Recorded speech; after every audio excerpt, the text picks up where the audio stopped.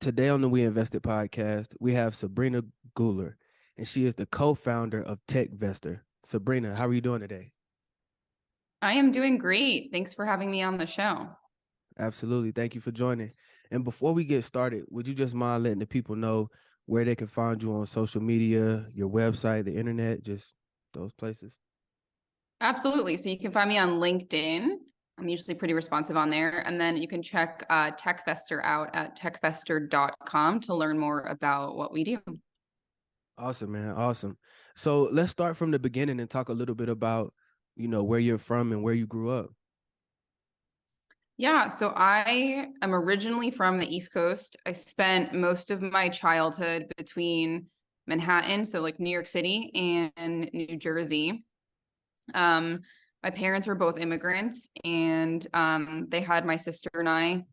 So that's kind of why we ended up there and how we grew up there. Um, I spent most of my time there until I was 22 years old. I didn't grow up with a lot of money. We were a pretty humble family. But I think exposure to New York is just a gift in itself, just seeing all the hustle and the money and people's careers. There's a big work culture there. So I was always exposed to that since I was a kid. Actually had my first job when I was like 14. Oh, wow. So yeah, grew up there, always around the hustle culture, and made it out west in 2015. So when I was 22, I moved out west. That's awesome, man. And so, you mentioned like growing up in New York, you got the chance to see that hustle culture and just the busyness of the city. But I wanted to ask, how did growing up in New York, in Manhattan, impact your outlook on life and success? Oh, majorly. I mean, I've actually come full circle. I'm almost 30, so I'm 29. I turned 30 in March, and I've come full circle probably the last like 3 or 4 years on how New York has still impacted me today. But hustle culture there is really aggressive. I got one of my first jobs in the city. I mean, I used to bartend when I was like 18 or 19, but one of my first big girl jobs was getting my real estate license. And I was exposed to real estate. I remember I would go up to Harlem at the time. This was like 2013, where you saw like a lot of the aftermath of the crash, where you had a lot of short sales and mortgage delinquencies. And I would go cold not like door knocking on some of these brownstone homes in the city. And I got thrown into real estate in like the most unconventional way, right? Like also in Manhattan, you can sell real estate. You can also lease real estate. Like the rental culture there is really big. You can make a lot of money doing that there. So I was just exposed to real estate there. You could buy a house for $150 million. You could buy a house for $2 million, and that spectrum got me exposed to so many different types of people and honestly just real estate, right? Those are two very different products.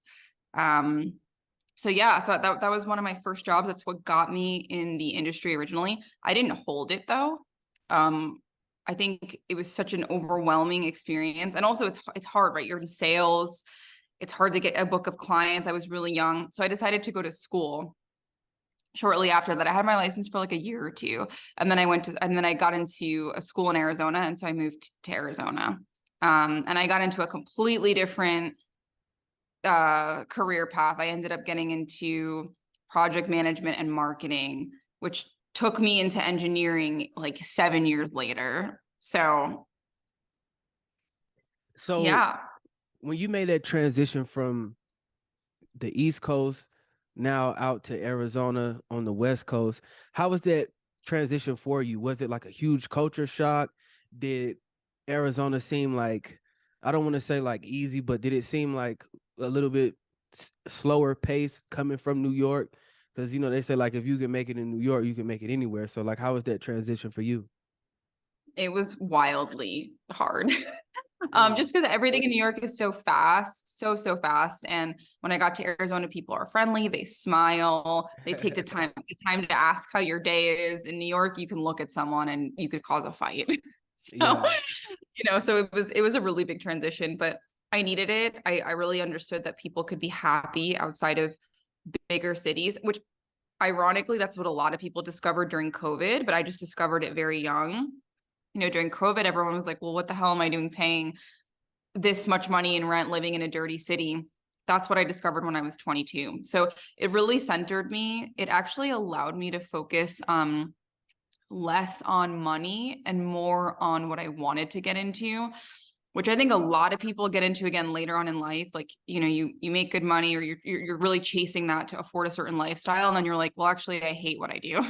So I learned that when I was 22, 23, I was like, okay, this is a slow pace. I have time to focus, really understand what I want to do, and take my time. And also the weather and the sunshine here just makes you instantly in a better mood.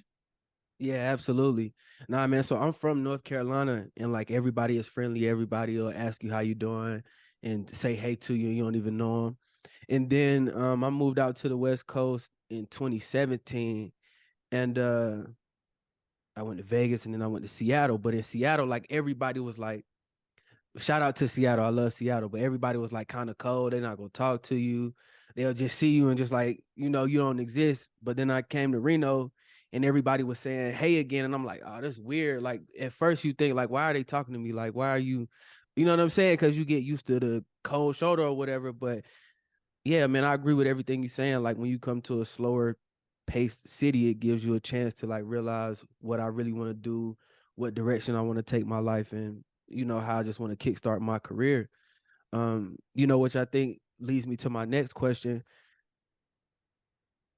and focusing on the company that you've built and grown and created. I want to ask, what is Techvestor? Yeah, so Techvestor is a real estate fund. So we buy single family homes and we convert them into Airbnbs, and then we rent them, and our investors get like quarterly distributions. So we're a short-term rental fund. That's all we do. We don't really get into other types of asset classes. We're just single family, and we focus on building a great Airbnb product to maximize our returns. You mentioned that you were in real estate, um, you know, early on, like one of your first real jobs. But I want to ask, how did you get started in this industry and how did you get started with Techvestor? So that's a really long-winded answer, but basically when I came to go to school in Arizona, I got into marketing, and I found I'm a person who like always looks for a challenge. I'm very curious. I ask a lot of questions. And I liked marketing, but I wanted to get into something a little deeper. And so I found a lot of interest in engineering, like software engineering. So I got into software engineering.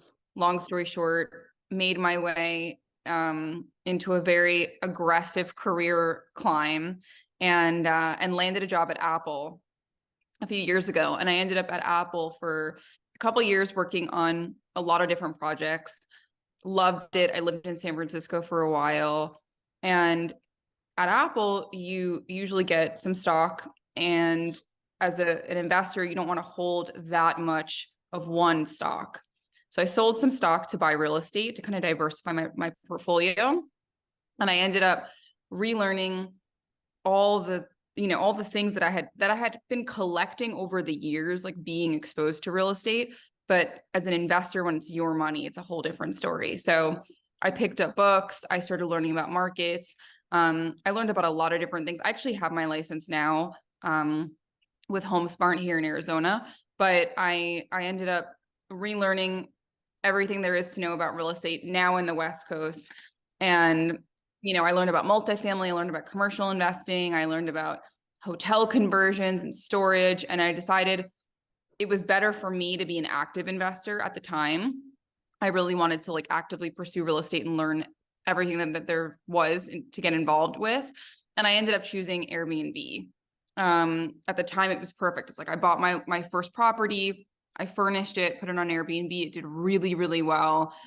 I bought another property, put it on Airbnb. It did really, really well. And then I was like, okay, this is making me some pretty good income. I enjoy the process. I'm going to try and see if other people are interested in this. And again, at Apple, it's a very common thing to diversify your portfolio. And so a lot of people were interested in joining in, investing with me, and coming along for the journey. And so that's actually what started Techvestor alongside my business partner. We were on the same path and we were like, okay, let's get into this. Let's do this together. So I think after some time, I left my job, which was a very, very big deal, leaving a cushy Silicon Valley job and pursuing this full time. But I'm really grateful. It turned out to be more than what I ever imagined it would be. And yeah, we're just really focusing on creating solid product to deliver the best returns. Absolutely, man. I mean, and you just mentioned there are a few things I kind of want to say, and I don't want to seem like I'm jumping all over the place. But I guess the first thing I want to say is I think it's extremely cool that you are a part of the team and the group and the project manager and the engineering space that pushed the Airpods, which is, I think, one of the best things to come from Apple. So I was saying this before the interview, but I'm gonna say it now. Thank you for that. This is incredible. Love this product. This is like super legendary, historic moment right now. But another interesting point that you made was that like when you were deciding to leave Apple and to go start your own company, it was like a big deal. So I mean, was it ever intimidating? Like, how did you feel making that move into entrepreneurship and being a business owner? Oh, it was such a big deal. I mean, it was such a big deal that I felt like I needed to go to therapy after. I mean, it was just you're leaving like one part of your life, a piece of you that you've worked so hard for. And, those companies hold prestige and you're associated with like a certain amount of income. And I mean, even being recognized for certain products, there's a certain sense of like pride and ownership when you work for those companies, which was an amazing thing to be a part of. But I knew that there were other things on my path that were calling my name. And I'm a big believer that like you bring yourself wherever you go. Like it's not like Apple made me who I am, like I took myself to my company and we raised $40 million in the first 13, 14 months, which isn't an accident. Those are very intentional things. So it was kind of just trust the process, but transition comes with a lot of different things, right? Anxiety, change of life. I was so used to like a comfortable paycheck that was very stable for a certain amount of years. And, I had to throw that out the window and focus on building something that wasn't guaranteed. So I definitely think that the process was very intimidating. I've helped a lot of people transition through that process actually, as a friend and as a mentor now. But yeah, buckle up if you're thinking of doing it because it's very rewarding. I love it. There's no other path for me, but it was intense. Absolutely. I mean, in these fields that you work in and that you've been dominated, from the tech field, marketing, engineering, project manager, finance, and real estate, these are all male dominated fields. And, you've entered into each field and been killing it. How is that experience, just being a woman in these different fields? Like, have you ever faced or felt any sort of like bias in these industries that you've been in because of your gender? I think you're always going to find that wherever you go, but I will say that when you're working for industries where people just want the ultimate outcome of whatever that business is, whether it's to raise money or build a really good product, people are just looking for talent and to just show up and do what you need to do. And that's always been my work ethic. I've always just showed up and overperformed. And also, I've always entered work with a lot of curiosity.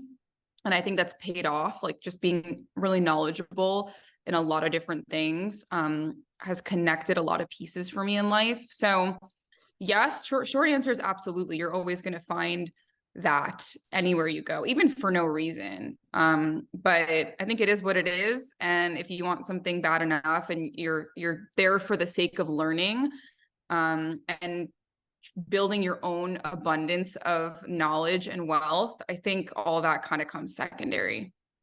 Absolutely. You also mentioned that Techvestor raised over $40 million in less than 24 months.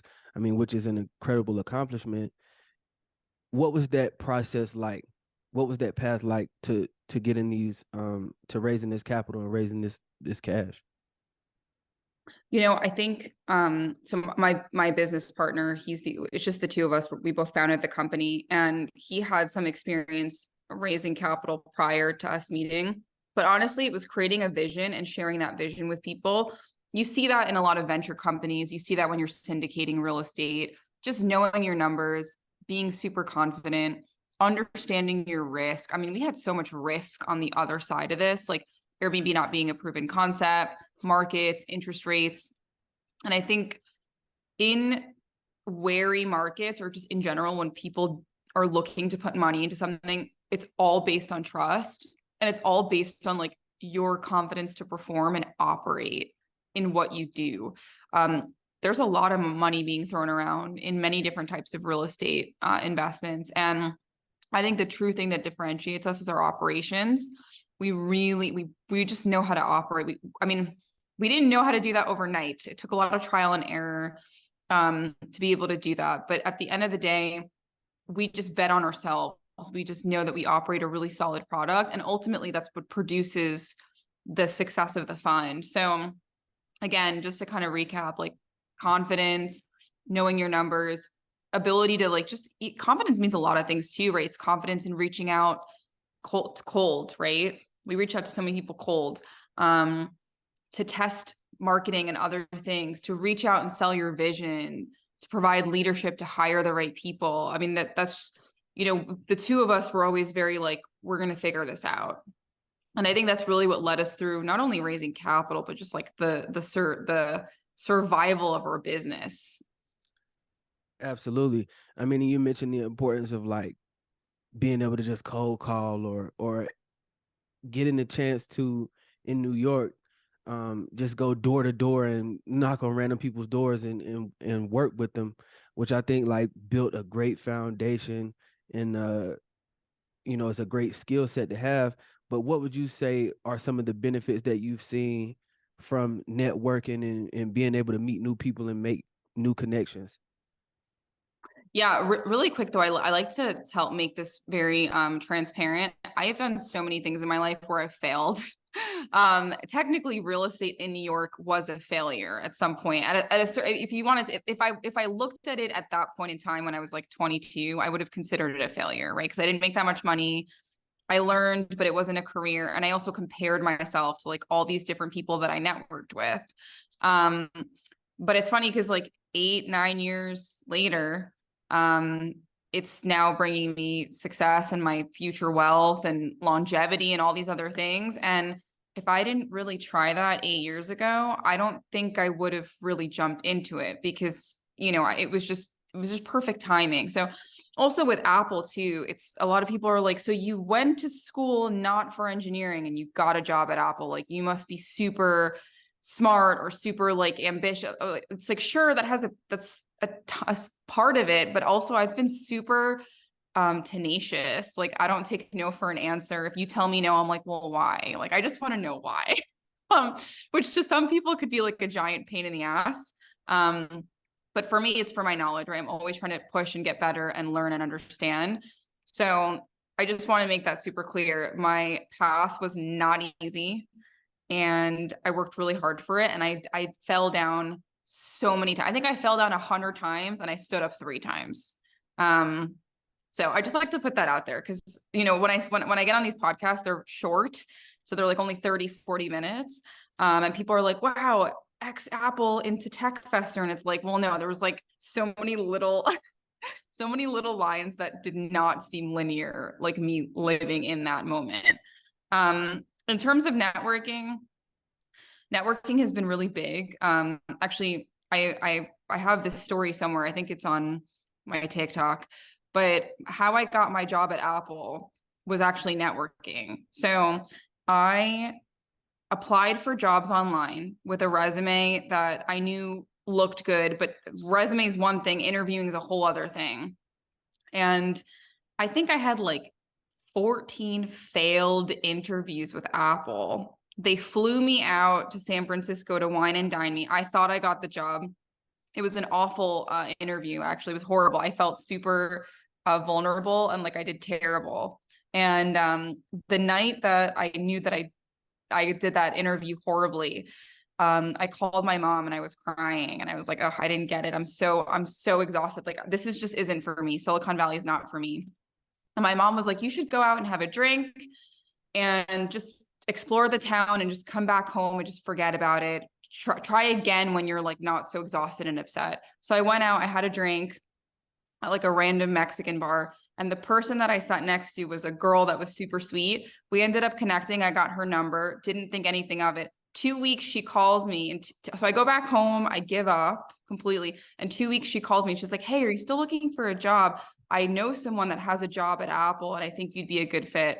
I interviewed, I got the job, and I moved 2 weeks later. So that's like a perfect like networking example. That's like not even really intentionally networking. Like I went out, but anyway, I just thought, I think that story is great because I really fell on my face, and right at the perfect time when I gave up, it was meant to be. And that's how I got my job. And I was there for a couple of years, all because of a margarita. And so like what emotions were you going through like when you got that call and when you were moving out? I mean, what take me back to that moment? Oh my God. I think I cried. I cried because I was like Yeah. frustrated, but also really happy. And I remember being like very detached from the last interview because I was like, okay, well, I already did 15 of these and they failed. So what's one more? Right. And it was a really good fit. It was like things that I had experience with. I felt comfortable in that space. Also, it wasn't a full-time job immediately. It was a contract job for Apple.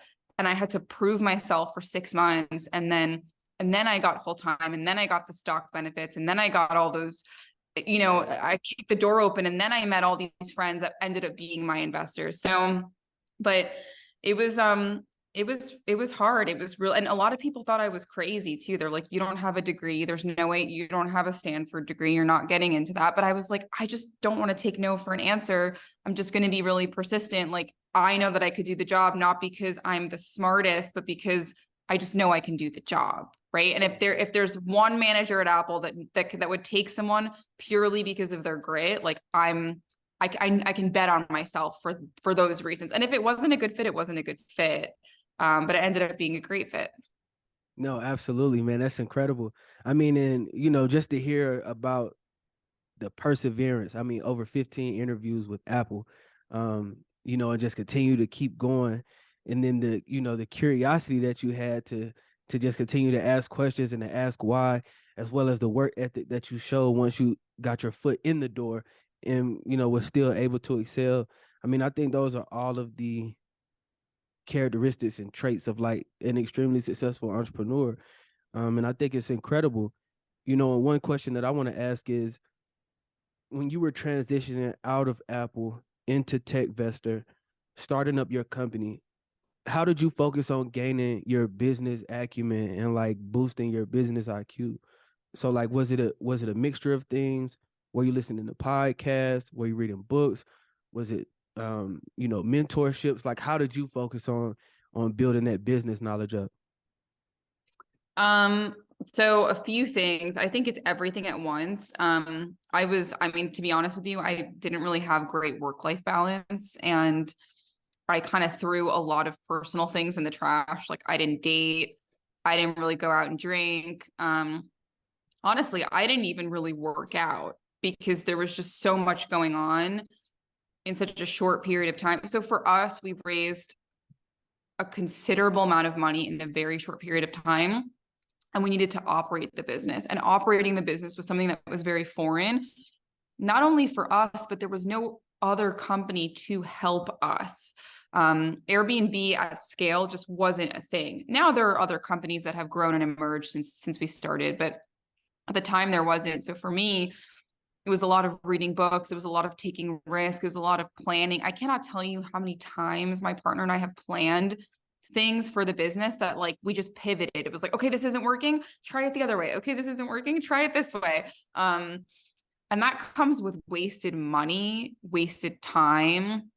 Like I mentioned before, I put those personal things on the back burner, and in the moment when things aren't working, you're like, well, this is so frustrating. Like, I'm not going to the gym, I'm not doing these other things, and it's still not working. That's in the moment, that's when you get really frustrated. But in the grand scheme of things, that's, I think the process is like trial and error, throwing shit at the wall until it sticks. And then when it sticks, it's really exciting Yeah. because now your business has a whole new meaning. You know, you're able to do more things. It's like hiring one person. One person can really, really help you.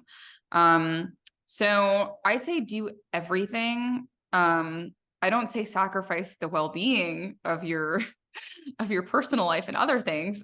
For me, it just ended up being that's what at the time, that's what I felt like I needed to do, and I'm happy I did it. Right now, I'm a big advocate of work-life balance, and I try to teach that to other entrepreneurs and people. I'm like, hey, don't neglect these things because I did. And, you know, sure, I grew an amazing business, but sometimes I look back and I'm like, okay, I could have squeezed an hour to go to the gym, right? That's ridiculous.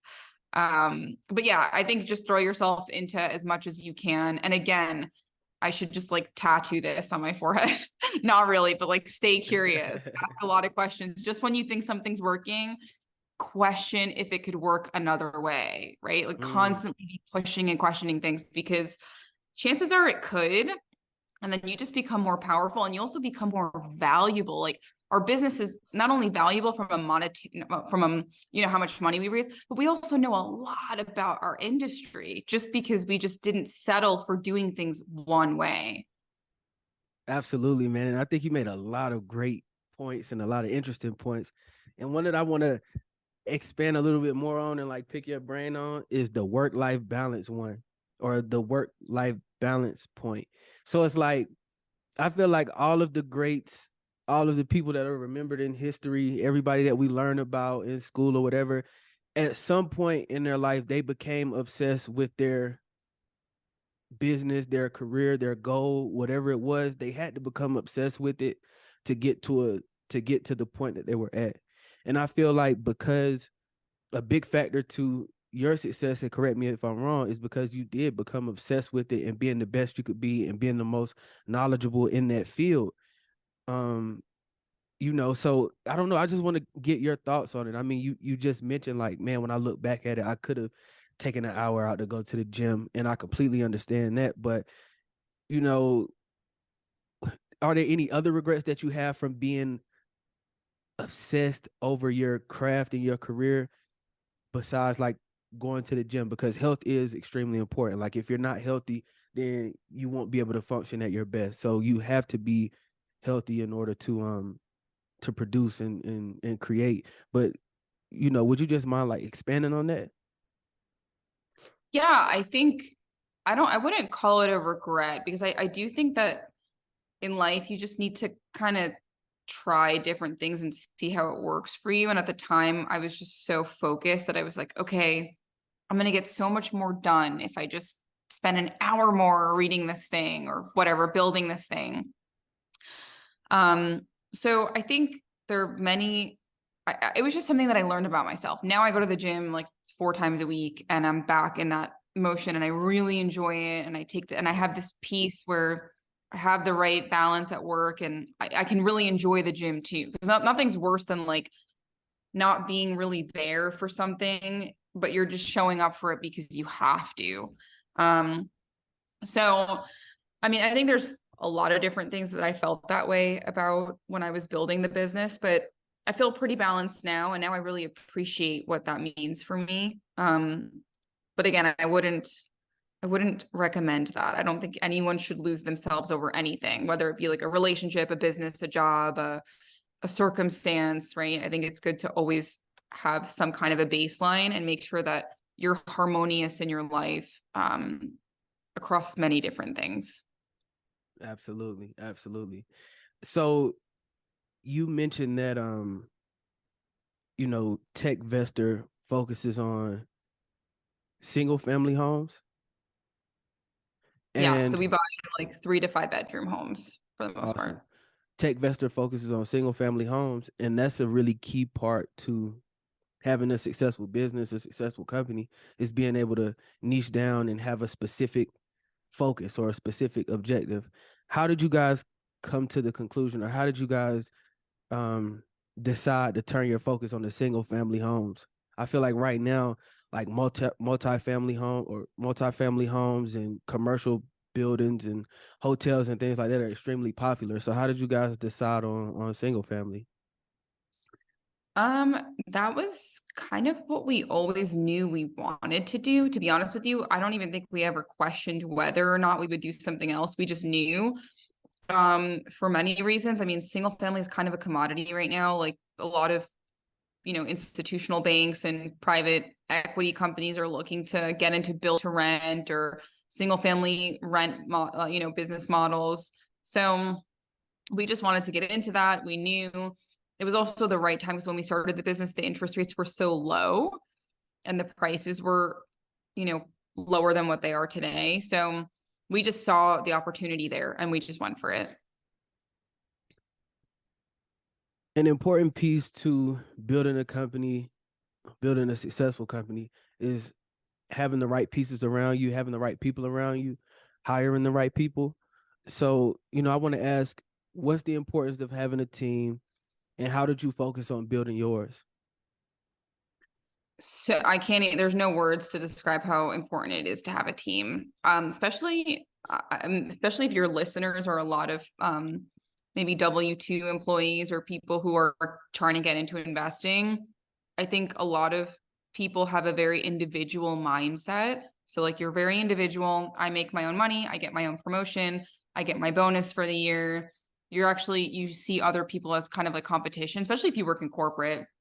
At least when I worked at Apple, it was like, these are my projects. And if my projects do well, then I get a bonus. And that bonus can get me to buy a house. When you get into a business, you're just not good at everything. And you're not supposed to be. So like for me, I'm a great visionary. I'm very strategic. I can put a lot of things in place and keep things organized, but I'm not great at details. And building a business with 80 houses in a portfolio, you need people that understand details. But you also need someone like me to be able to delegate and manage and strategize. So there's so many different people that bring different things to the table that can immediately alleviate and help grow your business like 10x. So like my admin is like amazing. I would not function a day without her. And my director is incredible. I mean, he's owned construction businesses. He saved us so much money from, that impact the investment of each home in our portfolio, just things I wouldn't have known because I don't have that background, right? And he's significantly older than me as well. So he has not only business experience, but expertise in other areas. So, I mean, you need a team. It obviously depends on your business, but in our business, we needed it. And we can't function without the people that we have today. Absolutely.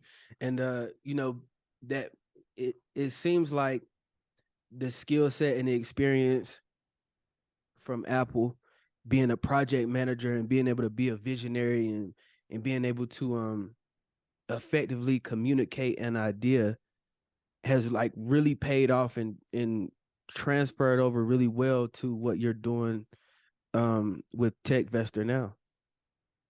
Yeah, and it kind of happened accidentally. I mean, the subject is different. So like Airpods to Airbnbs is very different, but the management of people and money and budgets and process and timelines is very similar. I mean, project management is like owning a little business, whatever it is.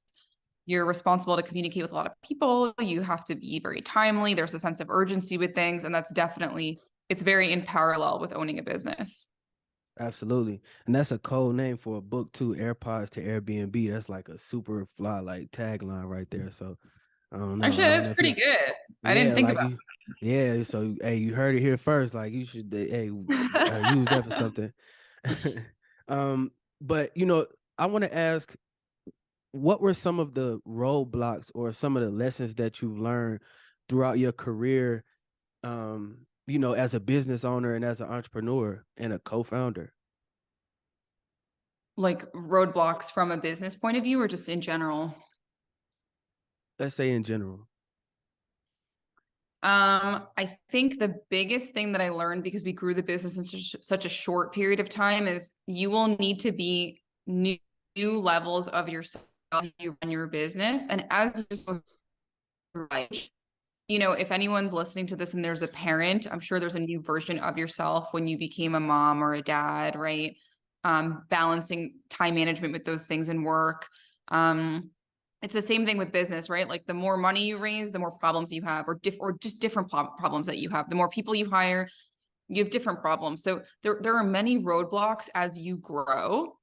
And most of the time you are the roadblock. Like I was the roadblock in my business, and just being able to be super aware, picking up on it and pivoting and adapting and being like, okay, why am I frustrated this week? Why didn't we do so well this week? Why am I breaking? What is happening? And just identifying the problem and moving forward. I mean, that's probably a huge contribution as to why we grew, because we didn't let ourselves stop the business from like doing what it needed to do or going where it needed to go. A lot of the times we feel a lot of resistance to change. Well, I don't want to hire another person. What if they're better than me at this thing? It's like, great, hire them. I hear that all the time from people. Great, hire them. They should be better than you, so you can go focus on other things. Yeah, I'll leave it at that. Now, that's a great piece of advice for sure. And I think it's really interesting that you mentioned mental barriers, mental blocks being pretty much the biggest thing, because I don't know, when you're growing in business, I guess that's the biggest thing, is like mentally getting over understanding there are different things that need to be done, and there are different levels of yourself and different levels that you need to elevate to. How did you focus on finding those new versions of yourself though, and like getting to the next level and rising to the occasion for doing something like completely new? Being okay with not being okay. Because I think a lot of the times we're like trying to identify ourselves. We're like, okay, I am this. Great. And then you're like, I am this. Great. And then when you run a business, or when you become a parent, or when things don't go your way, or you're trying to do something that's far greater than what you have, you have to almost like kind of like take all these barriers out and be like, okay, I have to be okay with being really uncomfortable. I have to be okay with being really bad at something. Like I have to be okay with failing, right? Even, I mean, luckily we didn't have too many failures in our business. We learned, but we were still okay with it. We were still okay with like being okay with not being okay. I think that's the first recipe. And it's funny because I sound like I know it, but I just came out of growing the business and identifying process when we did our last raise, which was from November to like February. We had a huge raise, and we raised like, I don't know, 15 million or something. And that's a lot of houses. That was like 30 houses. That was more houses than we'd ever done. And me mentally too, I had to like figure that out. Okay, how do I manage my work-life balance? And how do I hire more people? So I think being okay with being at peace with being uncomfortable is like, I think, one of the biggest recipes for success. Absolutely. I mean, and it seems like a common theme that I'm hearing throughout this interview and throughout your story is like fearlessness, or maybe not even fearlessness, but just more so bravery, like being able to move across the country to the West Coast, away from family, away from friends, away from people, being able to take a risk and applying for a job at Apple when everybody's saying, no, you can't do it. Being able to raise $40 million at a company that you founded and started and have grown from the ground up. So it's like that fearlessness has always been there. I mean, and you have like a very, very rich history, very interesting path to success. And I think that's like the main thing of the podcast, is like you're educating people and you're motivating and inspiring people at the same time to let them know, like, no, you can do this. This is possible. If you believe it, just go try it. Like, just go do it. And I think that's so dope. But one thing I want to ask is, or one thing I want to talk about, is that you were nominated for Forbes 30 under 30. Rightfully so, well deserved, a huge accomplishment. What was that moment like for you when you found out about that, and just, just being on that radar, being under that type of like spotlight and just having that shine on you? What was that like? It was a great moment. I actually had no idea. I was traveling, I was seeing family in another country, and I got an email and I thought it was a scam. It was like, because I don't usually I don't usually apply for those things for myself. Because most of those awards you have to apply by yourself to get them. But they had reached out to me. I ended up not winning actually. They had no real estate contenders at all this year. It was like only crypto and like other venture candidates, which some of those people I knew, and they totally deserved their awards. I mean, some of those people are incredibly persistent and like notable entrepreneurs. But it was great. It was great to be honored for something. And we'll see if I'll get 40 under 40 Nah, man, since I'm too late. nah, it's just super fly though. It's amazing to be able to be recognized in that light, and then to have like, I mean, with your backstory coming up in New York, and you mentioned that your parents were immigrants. I mean, it's crazy. It's like literally the American dream. So I think that's awesome, man. And I just want to commend you for that. Like, I think that's an incredible accomplishment. And I know that 40 under 40 is coming because, yeah, man, you guys are on fire right now. But at this point in your career, how do you define success as an entrepreneur? At this point in my career, how do I define success? It's funny because if you asked me this a year ago, the definition would have probably been different, only because we were growing and things were very uncertain. But at this point in my career, even outside of Techvestor, just me being an entrepreneur and getting to this certain level in my life, I define success as happiness, which to me means balance in life. Actually, I think anytime you swing too much in one direction, you're usually feeling like something's missing. So I strive to maintain that and to keep that and to stay curious. So to me, it's not really so much the money piece of it. It's more so the fundamentals of success that get you to success. So it's curiosity, asking the right questions. It's never about the answer, it's about the question you're asking. Actually, I've learned that like later on in life. And it's making sure you don't neglect things because time passes, and you also don't want to remember like other awesome things that you could be doing outside of just working. You mentioned curiosity, you mentioned work ethic, grit, perseverance. What is the most important reason for your success? Ooh, that's a good question. I think I don't take no for an answer. And I also do things like probably sooner than I should be. Like my appetite for risk is pretty high. Like I'll just go apply for something. I'll just go reach out to someone on LinkedIn. I don't care. I'll cold message people on social media. I'll reach out to like a podcast host that has like 5 million viewers. And I'm like, hey, this is my story. Take it or leave it. Are you interested? I don't take no for an answer. I don't listen to what people tell me. Like, I think this advice always stuck with me. Never take advice from someone who you don't want to be.